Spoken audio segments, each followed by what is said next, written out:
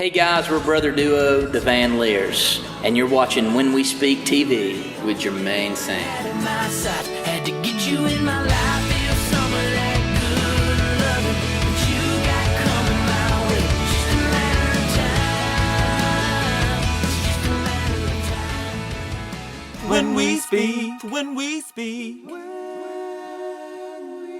The first time I met you all were at I think it may have been like a barbecue festival or Rhythm something and like Ribs. that. It was actually done by 94.9 The Bull out of Atlanta. They had us play because we're on this program called Backyard Country. We were voted 10 weeks #1 for a song called Matter of Time, and they called us out, and then you happened to be there. I actually remember you filming. Do you? Yeah, I remember. With my umbrella in I was the like, rain. that dude's the biggest fan. He loves us right now. He's our biggest fan. And you know what? I know that you all are great because for me to stand in the rain and listen to you, because I was about to leave. We were about to leave, and then the music started. I was like, wait, I got to go back. I got to find out who they are. Well, if he likes it, it's got to be good. Because, I only like good music. Hey, don't we all? I know that you all are not both brothers, but you all are brothers. Is that right? Yes. And you come from a musical background, like your family? We do. Our kind of grew up, in our house, seeing our mom and dad writing all the time, and they wrote with people like Joel Metters, who wrote for Diamond Rio, and people we loved growing up, like a guy named David Bell from our hometown, and we just we're always in that atmosphere, and we were running around the house like in our diapers, and Trey's still in them, but we were running around the house with people just playing music, and music was always around us, and our grandmother sang in church, and we actually learned to play our instruments in church, and our dad taught us the rudimentary scales and notes, and then from there we learned in church, and he taught us along our through the path. That was our first concert. Actually, was a thing called Youth Explosion, which is a gigantic Christian concert, and so our first audience was like 1,300 people. Wow. That we ever played, and I broke the cardinal rule of stage is wearing cargo shorts on stage. I'll send you. You don't ever do that. I'll send you a picture. No, Actually. he won't. No, I'm going Go ahead and send it to me. Right at this moment, he'll just show the picture of me talking right now. This is us. But it's pretty embarrassing. So since your parents were in music and writers and stuff, do you say they kind of pushed the musical piece on you, or do you think they just saw it in you? They let us find it naturally. Yeah. It was a very natural thing. Our mom, I'm sorry, she's my mom too, man. Are you sure? Yeah, she is. She I don't know about the dad. When she he'll love that pop. That was cute. When she cut her first record in Nashville, Sidekick Studios with Mark Thornton and Dennis Crouch produced the record, and he plays with Diana Krall and Elton John and Lord have mercy, Robert Plant. How can I forget that? He's a bass player. Okay. And we were just playing with Spider-Man figures, in the middle of the studio while they're all playing. These great artists like Johnny Dumpling Cox, who played pedal steel on all these great albums, and now the late Rick Benal, who just passed away 3 days ago on drums, and Hoot Hester, who plays fiddle for the Opry. And so it wasn't pushed, like Trey said. The natural part was we were just being kids, and we just happened to be steeped in this classic country world, and had no clue that we were sponges, all the time. Yeah, we were soaking it all up. And what was cool is that I was listening to Zeppelin records growing up, and locking myself in my room, learning how to play John Paul Jones bass lines. I play bass, and Trey was doing the same thing with like AC/DC and stuff. And then our worlds kind of became this rock and roll, melting pot with we're listening to Led Zeppelin and then Emmylou Harris, and it was just Jackson Browne, Lake of the Sky, which is my favorite album of all time. And we started a band called the Cash Farm Killers. Yes. The Cash Farm Killers. We grew up on Cash Road and on a farm, Cash Farm. So So he had to make sure that you understood where the name came from. Right? And we were killing it. So okay, cool. So it just happened. It's very natural. Now, do you play any other instruments other than guitar? Yes, but you wouldn't believe me if I told you. We do. I would actually. I play a little keys and mandolin, And I play sousaphone. Do you for real? I was lead tuba player in the marching band. Yeah. Okay, I used to play trumpet and baritone. Actually. Awesome. Yeah. I can't do anything now, but I used to play baritone it. and trumpet is where I started. I started playing trumpet, and then started playing tuba in marching band, and it was really funny because I didn't read music. I couldn't read music, but I was learning everything by ear, and I would learn the bass lines to these songs, like Jesus is Just All Right. We did the marching version of that. Now we go home and learn that, the doom, doom, doom, doom. Calling me, baby.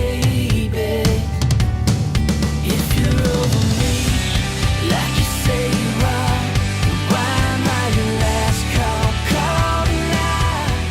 If you're over me, why I gotta... Have you always sang in the band, or did they come along later? It was. I was terrified the first time I sang was at that youth explosion, and I was terrified. And everybody said, "You can sing, do it." And I was like, "I don't know." And then, Andrew and I'd always kind of just messed around, at the house and stuff, and it was natural because we're brothers. But where we really, I think, started to grow was with the Cash Farm Killers before we became the band Lears. We started singing in our garage, and we'd have rehearsal with these guys who were, in their 50s playing with us, and because it wasn't just because that's what we could get. These guys were people we grew up listening to in other bands, and that we loved growing up, and they really pushed us too into, you guys sing, and we're these kids doing 6-hour rehearsals in a hot garage and just Going out playing every weekend. and just playing these random places that a lot of kids our age shouldn't be in. I was 14, 15, 16 playing Benton, Tennessee at a place called the Watering Hole, and there was actually a stripper pole on the stage. The stage was actually this big with a full band, stripper pole, and then a sign that said sex drive. Yeah. And we're like not old enough to even be in here, and it's like we're seeing this world, and we're like, what's going on? What is happening? And playing Rhythm and Brews, the great Mike Dewar, who ran Rhythm and Brews at the time, and he let us play, when we shouldn't be. And we'd open up for Zach Brown. Right before Zach blew up in the Nashville world, we opened up for him at Rhythm and Brews, and Mike was like, "Listen, guys, you can do the opening date, but you have to be here like at 3 or 2 o'clock because you can't come in.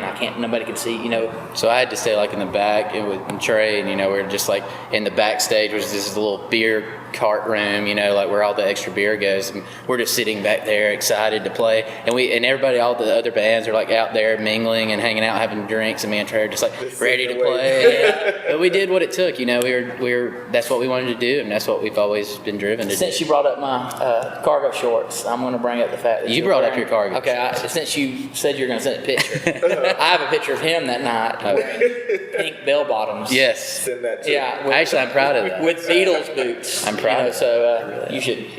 I had naked women on a silk shirt. A silk shirt with pink bell bottoms. No, We sound crazy when we say it out loud. It sounds real. we've led a crazy life for people our age. I think. You all are from Georgia originally. Now, I believe that you all are now based out of Nashville. Is that correct? Yeah. Now, and I think you have a show here like tonight, but not tonight, tomorrow night, Friday or sometime night. this week, right? Yeah. So how often do you really tour? Oh, we the do time. as much as we can. Like last year, we did 180 dates. And gone all the time. We play in the Southeast, but we also have a big following throughout the year since we've been doing this since we were so young. The Southeast was the first territory that we kind of, dominated, and played a lot in Atlanta, down on the Gulf Coast, which we're going to be in Pensacola. Smith's Old Bar, July. they kind of gave us one of our biggest starts here in Atlanta. I mean, they're good to us. And in Duluth, what Eddie Owens presents, the Red Clay Theater. We play there a good bit. And playing places like that, but then we started making our way up northeast and playing Michigan, Minnesota, Wisconsin, and playing like Rochester at the Mayo Civic Center Theater, and doing some shows with people that we love and respect. And now that we write with in Nashville, like James Otto, who is beyond talent. I mean, this dude is like Kent Blasey, who wrote, Ain't Going Down Till the Sun Comes Up for another Garth talented Brooks. dude. It's just Michigan has been great to us, and You'd be surprised the amount of country fans, although we're more like, we call it country-ish. We kind of trademarked that name, but because of it's trademarked. It's trademarked. Don't use it. No more country-ish. But that's you'd be surprised. Like up north, they I mean Bob Seger, that's his territory. That's his territory. But it was. Glad you got that out. They can edit. Yeah, it out. please, God, edit that out. But it's cool because they love rock and roll and they love that. I think country music really is a story. It's about like the story that you're telling. And Trey and I, because of our parents and the world we grew up in, we've never lost sight of telling stories about our real life. But because of our roots that we grew up steeped in, also with the rock and the Led Zeppelins and Queens of Stone Age and all the bands that we love, they really molded us to be this rock entity. Rock and roll with a country soul. Yeah. So that's kind of where we also trademarked that. And there's some guy that's in country, I won't say his name, but he started using that. So don't. Feel the fire, the way that you move, make the flames burn higher. Earth can shatter when you lie next to me, girl. Nothing else matters. I don't want this night to end. We can do what we do, then do it again. No hurt, no pain, no lies, no games, just reckless love, no space between us. one of our favorite artists growing up was Boyz II Men. We wanted to be Boyz II Men. Okay. I remember, I think it was the album 2 with the what they called it, or 3, I believe, one or the other. I was so long ago, but we grew up kids, have no clue what we were talking about when we were singing.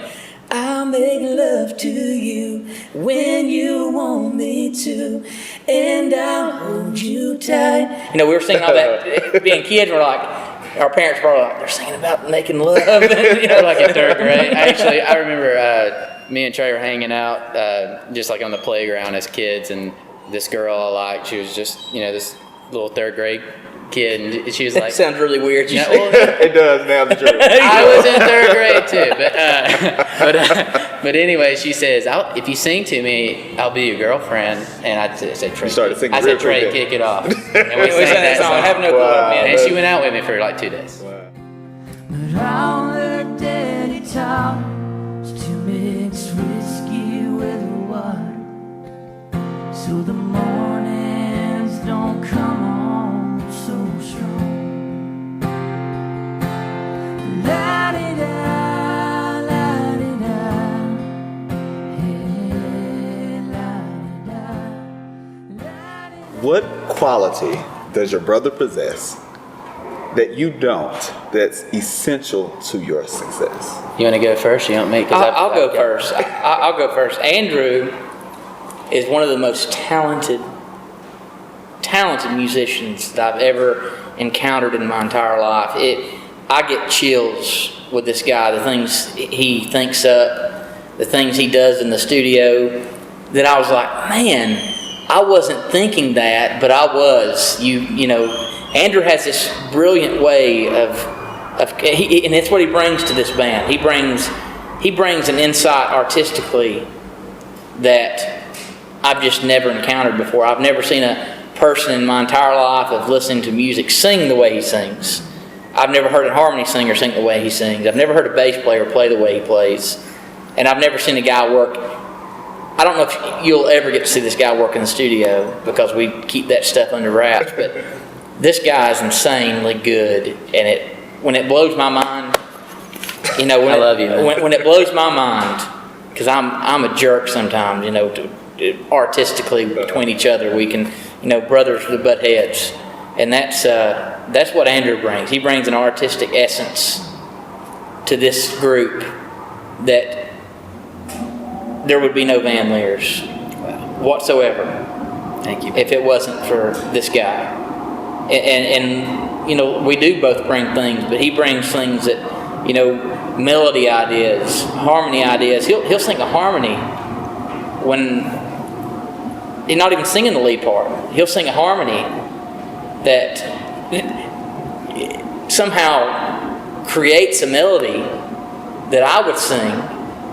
And why he does it that way, and I'm getting a little emotional. I'm glad I'm wearing glasses right now. I have allergies. I should be. And I'm, Why'd you ask this question? No. I'm glad you did, because it's good to say this, because nobody's ever asked this question before, and it's good to hear it, because it hits you, you know, in a way. You're sitting there going, you know, because we're brothers and we don't necessarily always look at each other and say, this is, you know, because we're just doing our thing. We're hustlers, you know, with what we do. We're constantly going, and sometimes we don't, I guess, what I'm saying is thank you for making me take a step back and breathe and say, okay, this is what it is. But he brings that artistic essence that is beautiful. It's like I compare it to a chef seasoning food, you know, at a Michelin star restaurant, you know, and that's what it is in music. You know, there's two chefs in this kitchen, and in order to make a restaurant run, just like a band, you have to bring something to the table. And he serves up the artistical, if that's a word, seasoning to this group. That's what I would say. If I'm the seasoning, I would say Trey is the 62 aged prime rib that is the meat of this band. And man, why'd you have to get like that? Man, that was just like too good. I'm serious, man. You can edit this out, but I love you, dude. That's cool.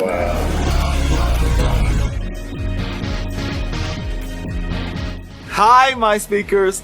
This is the moment in the video that you can click the subscribe button.